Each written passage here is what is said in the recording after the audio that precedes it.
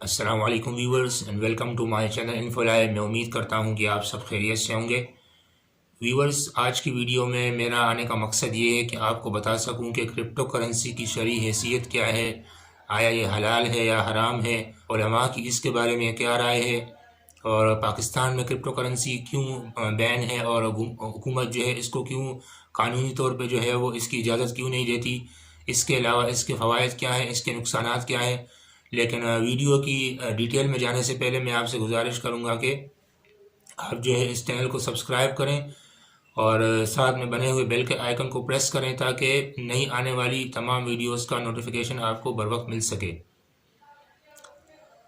تو ویورز، سب سے پہلا سوال یہ ہے کہ پاکستان میں کرپٹو کرنسی کس وجہ سے بین ہے۔ تو اس حوالے سے ہماری جو موجودہ حکومت ہے اس کی رائے یہ ہے کہ چونکہ پاکستان ایک مقروض ملک ہے اور IMF کے چنگل میں پھنسا ہوا ہے، اور وقت کے ساتھ ساتھ روپے کی قدر جو ہے وہ گرتی جا رہی ہے، دن بدن جو ہے وہ ڈالر اوپر جا رہا ہے اور ڈالر کی اڑان جو ہے بڑی تیزی سے جاری ہے،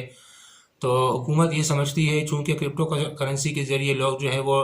ڈالر خریدتے ہیں اور ڈالر میں جو ہے اس کی جو ہے سارا جو اس کا کاروبار ہے وہ ڈالر میں ہوتا ہے، تو حکومت یہ سمجھتی ہے کہ اس کے ذریعے پیسہ باہر جا رہا ہے اور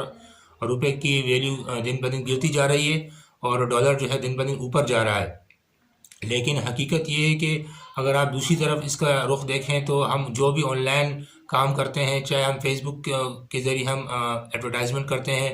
گوگل کے ذریعے کرتے ہیں، یوٹیوب کے ذریعے کرتے ہیں،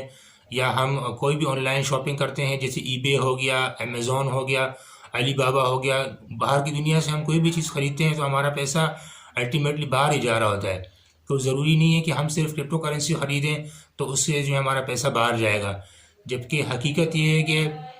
بہت سارے مواقع پہ ہمیں جو ہے اس کا دیکھنے کو ملا ہے کہ گورنمنٹ کو جو ہے اس ٹیکنالوجی کے بارے میں حقیقت کا علم ہی نہیں ہے اور یہ پتہ ہی نہیں ہے کہ مستقبل جو ہے بلاک چین کا ہے۔ اب دوسری چیز آ جاتی ہے کہ بھئی اس کے فوائد کیا ہیں۔ تو فوائد اس کے یہ ہیں کہ اگر آپ بینکنگ سیکٹر کو دیکھیں، آپ کے اگر مثال کے طور پہ 1 لاکھ روپے آپ کے اکاؤنٹ میں رکھے ہوئے ہیں، چاہے وہ آپ کا کرنٹ اکاؤنٹ ہے، سیونگ اکاؤنٹ ہے، جو بھی ہے، چاہے وہ اسلامک بینکنگ ہے یا دوسری بینکنگ میں آپ کا پیسہ جو ہے بینک میں آپ نے اپنے اکاؤنٹ میں رکھا ہوا ہے، تو آپ اس چیز کے مجاز نہیں ہے، آپ کو اجازت نہیں ہے کہ آپ ایک ساتھ ایک ہی دن میں وہ پیسے نکلوا سکیں، بلکہ آپ جو ہے وہ ایک لمٹ کے طور پہ 25,000، 40,000 یا 50,000 ایک دن میں نکال سکتے ہیں۔ یعنی آپ کا اپنا ہی پیسہ ہے لیکن آپ اس کے 100% ملکیت نہیں ہے آپ کی، اور وہ پیسہ آپ جو ہے قسطوں میں نکالیں گے، اور مثال کے طور پہ اگر آپ ایمرجنسی میں ضرورت پڑی تو آپ ایک ساتھ وہ پیسے نہیں نکلوا سکتے۔ تو سب سے پہلے جو چوٹ پڑتی ہے وہ بینکنگ سیکٹر پہ پڑتی ہے، اور بلاک چین ٹیکنالوجی کی خاصیت یہ ہے کہ آپ کا والیٹ ہی جو ہے وہ آپ کی ملکیت میں آ جاتا ہے، اور آپ سیکنڈوں میں جو ہے لاکھوں کروڑوں روپے ایک ملک سے دوسرے ملکوں میں آپ بھیج سکتے ہیں۔ تو سب سے پہلی چوٹ اور سب سے پہلا نقصان جو ہوتا ہے وہ بینکنگ سسٹم کو ہوتا ہے۔ اگر یہ بلاک چین ٹیکنالوجی پوری دنیا میں عام ہو جائے اور کرپٹو کرنسی عام ہو جائے تو یوں سمجھے کہ بینکنگ سیکٹر جو ہے وہ اپنی موت آپ مر جائے گا، اور سارا سودی نظام ختم ہو جائے گا، اور سود فری سسٹم ہے اس میں، اور اس کے ذریعے آپ جو ہے اپنے والیٹ کے جو ہے، یعنی یوں سمجھے کہ آپ اپنے والیٹ کے جو ہے مالک بن جاتے ہیں، اور سیکنڈوں میں جو ہے آپ ٹرانزیکشن پوری دنیا میں کر سکتے ہیں۔ دوسری چیز یہ ہے کہ گورنمنٹ کا خیال یہ ہے کہ اس کے ذریعے جو ہے وہ حوالہ ہنڈی کا کام ہوتا ہے، اور دوسرا مطلب بلیک منی یا آپ کی جو غیر قانونی پیسہ ہے یا آپ کا جو حرام کا پیسہ ہے، اس سے لوگ جو ہے وہ بٹ کوائن یا کوئی بھی کوائن خرید کے اس کو باہر بھجواتے ہیں اور باہر جا کے اس کو استعمال کرتے ہیں۔ تو اس میں بتاتا چلوں کہ بلاک چین اور کرپٹو کرنسی کی جو ٹیکنالوجی ہے وہ اتنی ٹرانسپیرنٹ ہے اور اتنی جو ہے اس کی انٹیلیجنس اتنی مطلب زبردست ہے کہ آپ ایک ایک پیسہ جو ہے اس میں جو ہے وہ معلوم کر سکتے ہیں کہ کس ٹائم کس نے کہاں پیسہ بھیجا ہے اور کس کو بھیجا ہے، کون سے ملک میں بھیجا ہے۔ تو یہ تو سوال ہی پیدا نہیں ہوتا کہ وہ چیز آپ سے چھپ سکے۔ وہ الگ بات ہے کہ اگر آپ کی نیت صحیح نہیں ہے تو آپ جو ہے ہر چیز میں رکاوٹ ڈالیں گے اور لوگوں کو جو ہے ٹیکنالوجی سے دور رکھنا چاہیں گے تاکہ آپ کی جہالت پہ اور آپ کی جو ہے کم علمی پہ پردہ رہے۔ اگر آپ اس حوالے سے مخلص ہوں اور باقاعدہ اس حوالے سے جو ہے کام کرنا چاہیں تو کوئی چیز آپ کے